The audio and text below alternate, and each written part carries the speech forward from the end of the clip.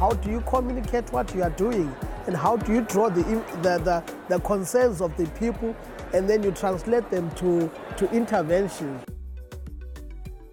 It's that really important piece of the puzzle that needs to be addressed at the beginning to give shape and direction to all of those communication tactics and channels that we'll be rolling out over time. At the core of strategic communications is understanding your end user, understanding insights that can inform strategies.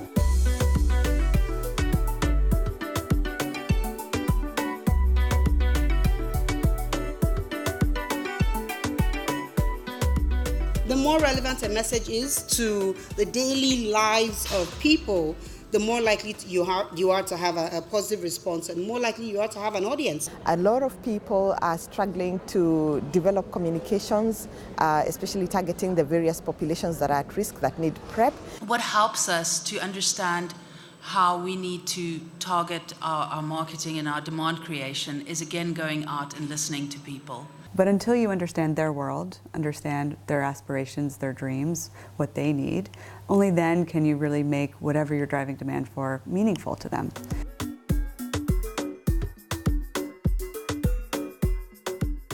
So I would think that an optimal prevention program would actually be led by targeting. I would focus my targets very intensely. So you must understand your audience, you must understand how they're consuming the media, so that when you develop your communications, the messages are appropriate. It is very important that it actually speaks to the reality of the end user. And getting that emotional appeal becomes the most key ingredient that we have to think about. And aspiration is a far more powerful tool to use to drive behavior change than fear or anything else. Where you go awry is if you're aspirational in a way that just doesn't feel relevant or meaningful to your audience. But if you ground in an insight that's true for the target that you're talking to, and then you make it aspirational based on that insight, I think that's the sweet spot.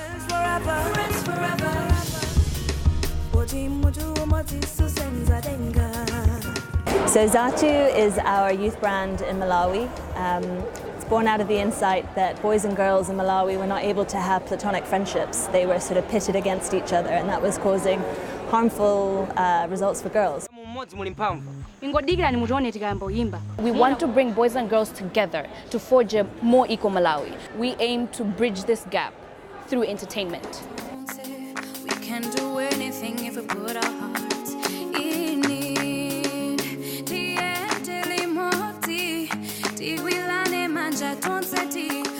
So we have stories that are real life stories, and it resonates with the Malawian average life, and they are able to listen and they're able to find the solutions in those programs according to their lives and practice those things.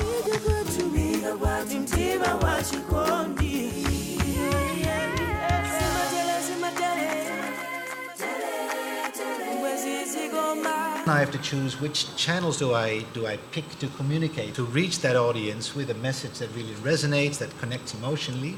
What are the activities that we're going to use, or the channels that we're going to use to actually reach our audiences? McCann did a study called Truth About Wellness.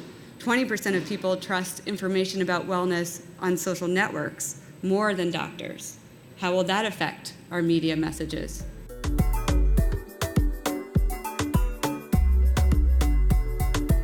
In the past, we've had a lot of people asking for more help in terms of demand creation, and now we have this tool that is absolutely perfect for that. We've developed a new interactive tool that helps us develop strategic communications. Its focus is on how do we give audience-centric strategies. The accelerator will gather all this information for the various segments on rolling out PrEP. You'll be able to have customized messages for those audiences. What I really like about this tool is that it looks at the national level. It looks at subnational, community, and at the clinic level. Policymakers may have an idea of how to work it at the policy level, but they're not always going to understand how to message at the community level.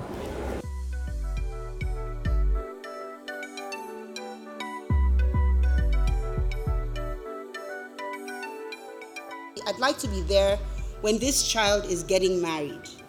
That's what makes a woman take her medicines. That's what makes her go for PrEP.